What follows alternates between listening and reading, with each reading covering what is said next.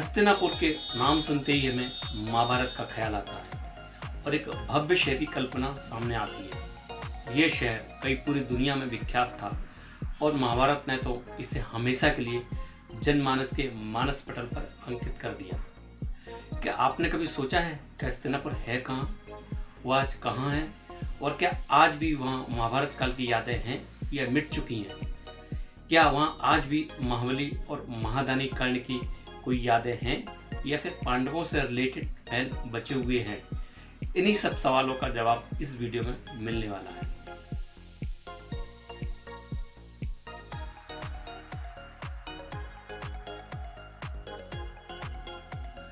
जब मैं उत्तरी भारत की सोलो बाइक ट्रिप पर निकला था तो हस्तिनापुर को मैंने अपने रूट मैप में शामिल किया था।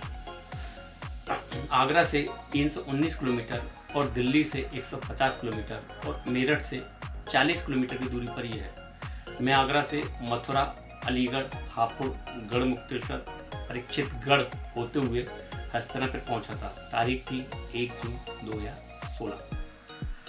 हस्तिनापुर अब एक छोटा सा कस्बा नजर आया जिसका नाम आज भी हस्तिनापुर ही है। यहाँ से आगे 3 किलोमीटर की दूरी पर जम्बूद्वीप है जहाँ महाभारत कालीन कुछ साइट है। मैं भी हस्तिनापुर कस्बे में न रुककर आगे जम्बूद्वीप में पहुंचा तो वहाँ मेरे तोते ही उड़ गए। जम्बूद्वीप तो पूरी तरह जैन धर्म का कस्बा लगा। वहाँ रात में रुकने की कहीं जगह ही नहीं है, सिर्फ जैनियों के लिए रुकने की जगह है। मुझे भी वैश्य वर्ग होने की वजह से वहाँ किसी तरह रुकने की जगह मिली, लेकिन मिल गई थी। यहाँ जैन धर्म के कई तीर्थंकर भी पैदा हुए हैं, इसलिए भूमि जैन धर्म वालों के लिए भी पवित्र जगह है। ये है हस्तिनापुर, महाभारत काल में कुरुवंश की राजधानी आधुनिक हस्तिनापुर। अगले दिन सबसे पहले मैं उस जगह गया जहाँ विशाल गंगा नदी बहती है। गंगा नदी का रास्ता पूछते पूछते आगे बढ़ा। एक जगह पता पूछा तो वह एक शख्स अपने बच्चे के साथ वहाँ मुझे ले जाने तैयार हो गया। तो कौन सा गांव कहलाता है? दूधली।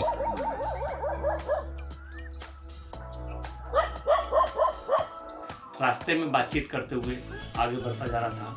कुछ समय बाद कच्चा रास्ता शुरू हो गया और फ्लैट दिखाई देने लगी गंगा की उपशाखाएं। तुम्हारा? मेरा नाम तेजपाल है। तेजपाल जी। और इनका नाम राजा। राजा कहाँ से? हस्तिनापुर, दुधली खादा। दूधली खादा। अच्छा, सब देख रहे हैं क्यों?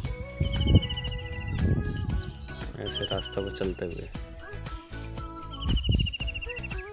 इसके बाद बाइक एक तरफ खड़ी कर दी। अब यहाँ से करीब आधा किलोमीटर नदी की उपशाखाओं को पार कर मुख्य गंगा तक पहुँचना था।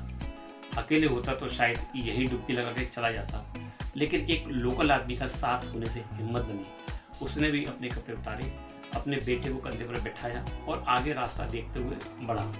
मैं भी पीछे पीछे चला। एक जगह तो कमर से ऊपर तक यानी यहाँ तक पानी आ गया, लेकिन फिर भी किसी तरह पार किया और पहुँच गए गंगा की मुख्य धारा पर। ये जगह अब जम्बूद्वीप से 12 किलोमीटर की दूरी पर है। महाभारत काल के समय गंगा हस्तिनापुर के पास ही बहती थी।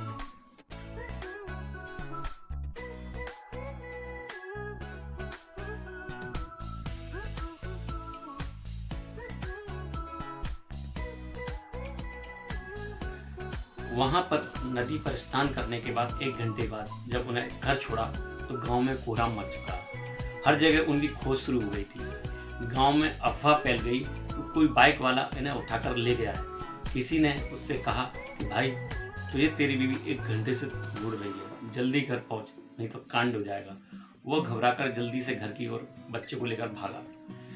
मैंने उन्हें वहीं छोड़ दिया। फिर उसके बाद मैं आगे चला तो पहला स्थान पड़ा सूर्यपुत्र कर्ण का मंदिर।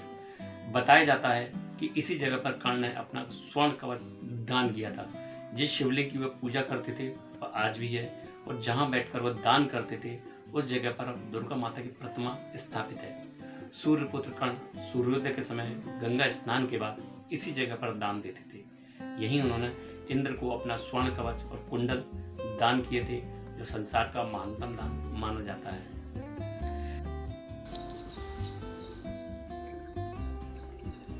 यह है कर्ण मंदिर।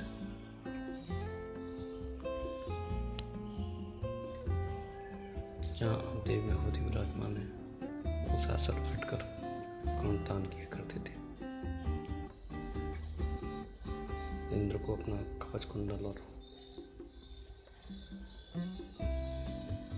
कवच यही दान किया था। इंद्र कर्ण के द्वारा स्थापित शिवलिंग कहते हैं 5000 साल पुराना है।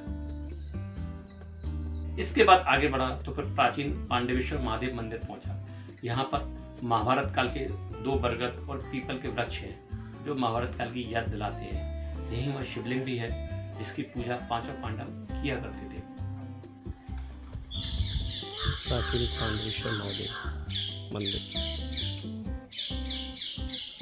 उसी समय का बरगद का पेड़।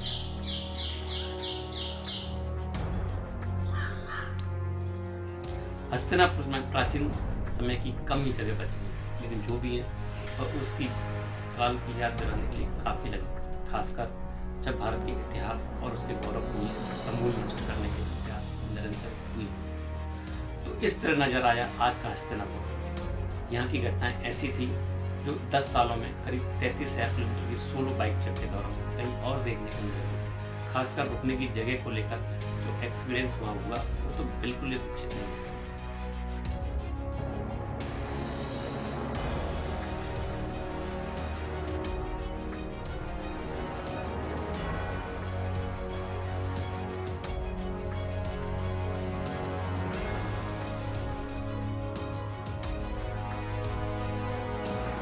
तो फिर मिलते हैं अगले शुक्रवार को ठीक 7 बजे भारत की एक अनोखी और अनकही कहानी के साथ। यदि प्रयास अच्छा लगा हो तो आगे आप देखते रहना चाहते हो तो फिर अपनी जगह से लाइक, सब्सक्राइब, कमेंट जो कर सकते हैं कर दीजिए। मैं तो अपनी तरफ से खुद के सीमित संसाधनों से भारत को एक्सप्लोर कर चुका हूँ और आगे भी करते रहना चाहता हूँ। कुछ समय और जीवन। जय श्री